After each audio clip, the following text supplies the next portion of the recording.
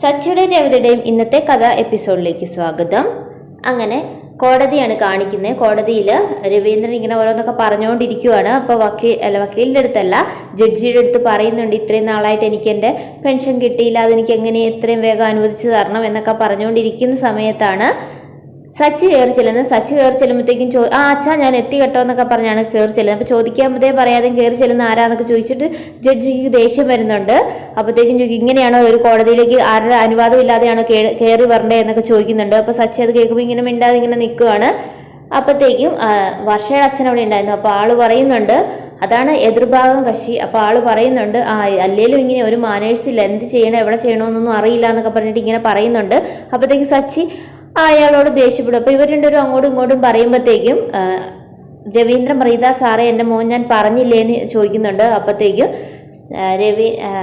Judge മറ്റേ വർഷയുടെ അച്ഛൻ്റെ അടുത്ത് ചോദിക്കുന്നുണ്ട്, ഇത് നിങ്ങൾ മുൻവൈരാഗ്യം വെച്ചാണല്ലേ നിങ്ങൾ അങ്ങോട്ടും ഇങ്ങോട്ടും സംസാരിക്കുന്നത്, ഞാൻ പറയാനുള്ളത് എനിക്കിവിടെ പറയണം എന്നൊക്കെ ഇങ്ങനെ പറയുന്നുണ്ട്. അതേസമയം അപ്പോഴത്തേക്കും ജഡ്ജിയുടെ അടുത്ത് സച്ചി പറയും, എനിക്ക് ഒത്തിരി കാര്യം പറയാനുണ്ടെന്ന് പറയുമ്പോഴത്തേക്കും ഇങ്ങനെ പറയുകയാണ്, അവൻ്റെ അച്ഛൻ ഇങ്ങനെ ഒത്തിരി കഷ്ടപ്പെട്ടിട്ടുണ്ടെന്നും അച്ഛൻ ഭയങ്കര ആത്മാർത്ഥമായിട്ടാണ് ഇതിനു വേണ്ടി ജോലി എടുത്തതെന്ന്, കുടുംബം പോലും ഞങ്ങളെപ്പോലും നോക്കാതെയാണ് അച്ഛൻ ഇങ്ങനെ ജോലിയുടെ കാര്യം ആയതുകൊണ്ട് നടന്നത്, രാവിലെ പോകും രാത്രി വരും, പിന്നെ ആഴ്ച ഒരു ദിവസം അവധിയുള്ളൂ, അച്ഛൻ അത്ര ആത്മാർത്ഥതയോട് കൂടിയാണ് ആ ജോലി ചെയ്തതും, ഈ പെൻഷനൊക്കെ കിട്ടുമെന്ന് വിചാരിച്ചാണ് അച്ഛൻ അത്ര ആത്മാർത്ഥതയോട് കൂടി ചെയ്തത്, എന്നിട്ടാണ് അച്ഛൻ ഇപ്പോൾ ഈ അച്ഛൻ്റെ പെൻഷൻ പോലും അനുവദിക്കാതിരിക്കുന്നത് എന്നൊക്കെ പറഞ്ഞ് അവനിങ്ങനെ ഓരോ അച്ഛൻ്റെ കഷ്ടപ്പാടുകളെ കുറിച്ചൊക്കെ പറയും. ഇങ്ങനെ ചില ഉദ്യോഗസ്ഥരുണ്ട്, അതിവിടെ മാത്രമല്ല എല്ലായിടത്തും ഉണ്ട്, ഇങ്ങനെ മറ്റുള്ളവരെ ഇങ്ങനെ കഷ്ടപ്പെടുത്താൻ വേണ്ടി ഇങ്ങനെ ആത്മാർത്ഥതമായി അവരെത്ര പ്രവർത്തിച്ചാലും അവരുടെ ഒരു ആത്മാർത്ഥതയ്ക്ക് ഒരു വിലയില്ലാതാക്കി കളയുന്നവരുണ്ടെന്നൊക്കെ പറഞ്ഞിട്ട് ഇങ്ങനെ സച്ചി പറയാണ്. അതൊക്കെ കേൾക്കുമ്പോഴത്തേക്കും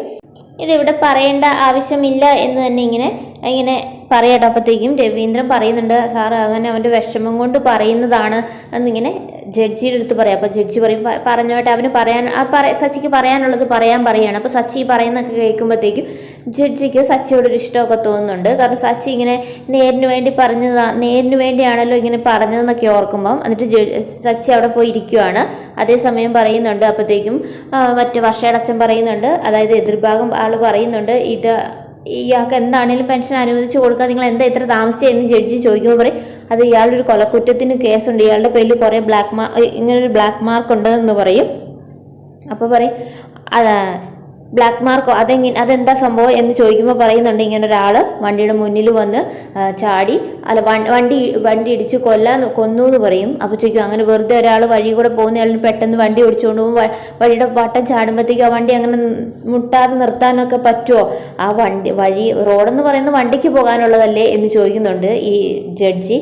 അപ്പോഴത്തേക്കും ഒന്നും മിണ്ടായിരിക്കും. അപ്പോഴത്തേക്കും സച്ചി അവിടെ നിന്നിട്ട് കൈ അടിക്കും കേട്ടോ. അത് കലക്കി സാറേ എന്ന് പറയുന്നുണ്ട്. അപ്പോഴത്തേക്കും പറയുന്നുണ്ട്, അത് കണ്ട് അവനൊരു മാനേഴ്സിൽ എന്താ എവിടെ പറയണമെന്നും അറിയില്ല എന്നൊക്കെ പറയുന്നുണ്ട് ഈ ജഡ്ജിയോട്. സച്ചി മുന്നേ പോലീസ് കേസ് അവൻ ജയിലിൽ കിടന്നതാന്നൊക്കെ പറയുന്നു. അപ്പം വേഗം സച്ചി ദേഷ്യപ്പെട്ടിട്ടിരിക്കും, അതൊക്കെ ഇവിടെ പറയേണ്ട ആവശ്യം എന്താ എന്നൊക്കെ ചോദിക്കുന്നുണ്ട് ഈ വർഷയുടെ അച്ഛൻ്റെ അടുത്ത്. അപ്പോൾ പറയുന്നുണ്ട്, ഇപ്പം ജഡ്ജിയും പറയുന്നുണ്ട്, അതൊന്നും ഇവിടെ പറയേണ്ട ആവശ്യമില്ല, ഇപ്പം നമ്മളിവിടെ കൂടിയിരിക്കുന്നത് പെൻഷൻ്റെ കാര്യം പറയാനാണ്, അപ്പോൾ അതിനെക്കുറിച്ചുള്ള ഡിസ്കഷൻ അത് മാത്രം മതി, മറ്റൊരു കാര്യത്തെക്കുറിച്ച് ഇവിടെ പോകണ്ട എന്ന് പറയുക കേട്ടോ.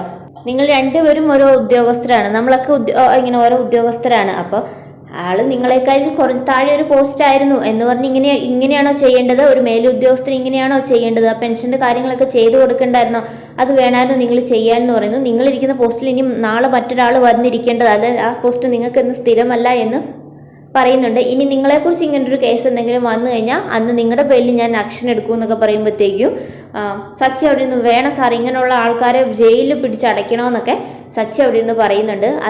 എന്നിട്ട് ജഡ്ജി പറയുന്നുണ്ട്, ഈ കോടതി വിധിക്കുന്നത് എത്രയും വേഗം ഇയാളുടെ പെൻഷൻ കാര്യങ്ങളെല്ലാം നിങ്ങൾ ശരിയാക്കി കൊടുക്കണം, അതുകൂടാതെ ഇത്രയും പെൻഷൻ ദിവസം നിങ്ങൾ താമസിച്ചുകൊണ്ട് അതിന് നഷ്ടപരിഹാരമായി നിങ്ങൾക്ക് അദ്ദേഹത്തിന് 1,00,000 രൂപ കൊടുക്കാനും ഈ കോടതി വിധിക്കുക എന്ന് പറയും. ഇത് കേൾക്കുമ്പോഴത്തേക്കും വർഷയുടെ അച്ഛൻ്റെ അതേ എതിർഭാഗം ആളെ നിൽക്കുന്ന ഇയാൾക്ക് ഭയങ്കരമായിട്ട് അങ്ങ് ദേഷ്യമൊക്കെ വരുന്നുണ്ട്. പക്ഷേ ഇത് കേൾക്കുമ്പോൾ സച്ചിക്ക് സന്തോഷമാകുന്നുണ്ട്, രവീന്ദ്രന് സന്തോഷമാകുന്നുണ്ട്. അപ്പോഴത്തേക്ക് സച്ചി പറയുന്നുണ്ട്, ഇങ്ങനെ തന്നെ വേണം, ഇതാണ് സാറേ ശരി എന്നൊക്കെ പറഞ്ഞ് സച്ചി ഇങ്ങനെ പറയുകയാണ്. അത് കഴിഞ്ഞ് കോടതി പിരിച്ചുവിട്ടു. അതിനുശേഷം ഇവർ പുറത്ത് വെച്ച് കാണുമ്പോഴത്തേക്കും സച്ചി എന്നിട്ട് ഇങ്ങനെ പറയും, സാറേ പൈസ എപ്പോഴാണ് തരുന്നത് എന്നൊക്കെ ചോദിച്ചിട്ട് ഇങ്ങനെ ചെല്ലുന്നുണ്ട്. കണ്ടോ സാറെ പൈസ കിട്ടി കണ്ടോ എന്നൊക്കെ ചോദിച്ചിട്ടാണ് ചെല്ലുന്നത്. സാറിനി എപ്പോഴാണ് പൈസ ഒക്കെ തരുന്നുണ്ട്. രവീന്ദ്രൻ്റെ അടുത്ത് നിന്നിട്ട് മറ്റേ വർഷയുടെ അച്ഛൻ ഇത് നമ്മൾ അവസാനമായിട്ട് കാണുന്നത്, ഇനി നമ്മൾ തമ്മിൽ കാണത്തില്ല എന്ന് പറയും. ആണോ, ഇനി നമ്മൾ തമ്മിൽ കാണുന്നില്ല, അപ്പോൾ പൈസ സാർ ഇങ്ങനെ തരുന്നത് ഞങ്ങളുടെ കയ്യിലല്ലേ തരുന്നത്, അപ്പോൾ അന്നേരം ഇപ്പോൾ കാണണ്ടേ, അതോ ഞങ്ങൾക്ക് അക്കൗണ്ടിലാണോ തരുന്നതെന്നൊക്കെ ചോദിച്ചിട്ട് സച്ചി ഇങ്ങനെ പറയാണ്. അപ്പോഴത്തേക്ക് രവീന്ദ്രൻ പറഞ്ഞ് മിണ്ടായിരിക്കടാന്ന് പറയുന്നുണ്ട്.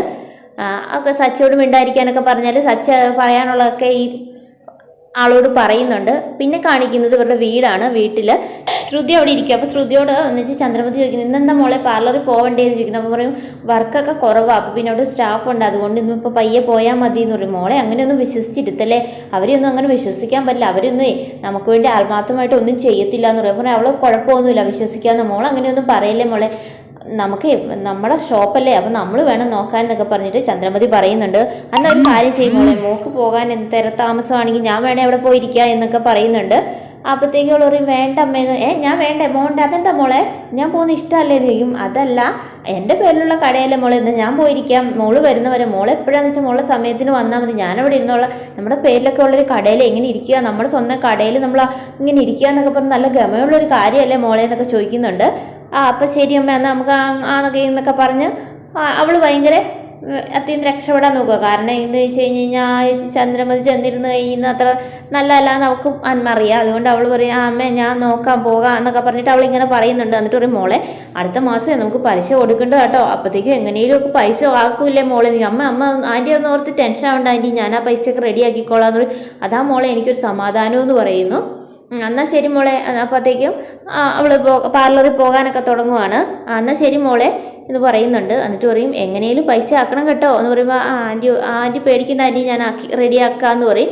അല്ല മോളെ ഈ കല്യാണി ആരാന്ന് ചോദിക്കും. കല്യാണി എന്ന് വെച്ചിട്ട് അവളങ്ങ് ഞെട്ടുക. അപ്പോൾ ചോദിക്കാം മോൾ ഇല്ല എനിക്കറിയില്ല, അത് ആരാ. അതേ മോളുടെ ഫോണിലേക്ക് ഒരു കോള് വന്നു, കല്യാണി എന്നും പറഞ്ഞിട്ടാണ് കോള് വന്നതെന്ന് പറഞ്ഞു. ഇങ്ങനെ കല്യാണീനെ കൊടുക്കുമെന്ന് ചോദിച്ചാണ് വന്നേന്ന് പറഞ്ഞു. അപ്പം എന്താ ഹലോ എന്ന് ചോദിച്ചു കഴിഞ്ഞപ്പോൾ അവർ വേഗം കട്ട് ചെയ്തു, റോങ് നമ്പർ ആയതുകൊണ്ടായിരിക്കും അവർ വേഗം കട്ട് ചെയ്തു എന്ന് പറയും. ശരി ആൻറ്റി എന്ന് പറഞ്ഞിട്ട് ശ്രുതി വേഗം ഫോൺ വിളിക്കണം. അമ്മ നിങ്ങൾ എന്നെ കൊലയ്ക്ക് കൊടുത്തേ അടങ്ങുള്ളൂ, നിങ്ങൾ എല്ലാ കാര്യങ്ങളും അവരെ അറിയിക്കുമോ എന്നൊക്കെ ചോദിച്ചിട്ട് ശ്രുതി ഭയങ്കരമായിട്ട് ദേഷ്യപ്പെടും. മോളെ ഞാൻ പറയുന്നൊന്ന് കേൾക്കുന്നു. ശ്രുതി അങ്ങോട്ട് പറയുന്നത് കേൾക്കാൻ സമ്മതിക്കില്ല. അവളുടെ അമ്മയുടെ അടുത്ത് അവൾ എന്തൊക്കെയോ ഇങ്ങനെ പറയുകയാണ്. അതിനുശേഷം ചോദിക്കും എനിക്ക് പെട്ടെന്ന് ഇങ്ങനെ ഒന്ന് വയ്യാണ്ടായി, ഞാൻ വേഗം തല അറിയുമ്പോൾ വീണു, അപ്പോൾ അവരെല്ലാം എന്നെ അയൽവക്കത്തുള്ളവർ കൂടി ഇങ്ങനെ വേഗം വീട്ടിലെത്തിച്ചേന്ന് പറയുന്നൊക്കെ കേൾക്കുമ്പോൾ അവൾക്കൊരു വിഷമമാകുന്നുണ്ട്. എന്നിട്ട് അമ്മ എന്നാൽ അതിൻ്റെ അടുത്തൊന്ന് പറഞ്ഞാൽ പോരായിരുന്നോ, ഞാൻ വരില്ല എന്നാൽ അമ്മ ഇനി ടെൻഷൻ ആവണ്ട. അപ്പോൾ ആദ്യം എന്തെങ്കിലും ഇരിക്കും പറയാം അവ സ്കൂളിൽ പോയേക്കോ, എനിക്കറിയില്ല മോളെ ഇനി എത്ര നാൾ ഇങ്ങനെയൊക്കെ നോക്കാൻ പറ്റുമെന്ന് എനിക്കറിയില്ല എന്നൊക്കെ പറയാം. അമ്മ ടെൻഷൻ ആവാതിരിക്കുക, ഒന്നും വരാൻ പറ്റും, ഒന്നും കുഴപ്പമൊന്നും ഉണ്ടാവില്ല, ഞാൻ വരാം, നമുക്ക് ഹോസ്പിറ്റലിൽ കാണാം. എന്നാൽ ശരി മോളെ എന്ന് പറയും. അല്ല മോളെ ഒരു കാര്യം ചോദിച്ചിട്ട് മോൾക്ക് അവിടെ സുഖമല്ലേ മോളെ, അവർ നല്ല രീതിയിലല്ലേ നോക്കുന്നതെന്ന് ചോദിക്കും. അതെ എനിക്കവിടെ കുഴപ്പമൊന്നുമില്ല എന്ന് പറയും. പിന്നെ കാണിക്കുന്ന വർഷേനെയാണ്. വർഷം ഒരു ഗിഫ്റ്റ് കൊണ്ടുവന്ന് കൊടുക്കുവാണ്. അവൻ അന്നേരം ഇപ്പോൾ പറയുന്നുണ്ട് നീ എനിക്ക് നല്ല കേക്കൊക്കെ ഉണ്ടാക്കി നല്ല ഫുഡൊക്കെ ഉണ്ടാക്കി തരുന്നതല്ലേ, അപ്പോൾ അതെൻ്റെ ഒരു ഗിഫ്റ്റ് ആയിക്കോട്ടെ. എന്നിട്ട് ഞാൻ സ്കൂട്ടർ എടുത്തില്ല, എന്നെ ഒന്ന് വീട്ടിൽ കൊണ്ടുവന്ന് വിടാവോ എന്ന് ചോദിക്കും. അപ്പോൾ ചോദിക്കും വീട്ടിൽ എല്ലാവരും കണ്ടു കഴിഞ്ഞാൽ പ്രശ്നമില്ല, നീ എൻ്റെ ഫ്രണ്ടാന്ന് പറയും, പിന്നെന്താ പ്രശ്നമെന്ന് ചോദിക്കും. അപ്പോൾ ഇന്നത്തെ എപ്പിസോഡിൽ ഇത്രയാണ് കാണിക്കുന്നത്. അപ്പം ബാക്കി കഥയുമായി നമുക്ക് നാളെ കാണാം. അപ്പോൾ ഈ ചാനൽ എല്ലാവർക്കും ഇഷ്ടമായ സബ്സ്ക്രൈബ് ചെയ്യാൻ മറക്കരുത്, ഈ കഥ ഇഷ്ടമായ ലൈക്ക് ചെയ്യാനും മറക്കരുത്.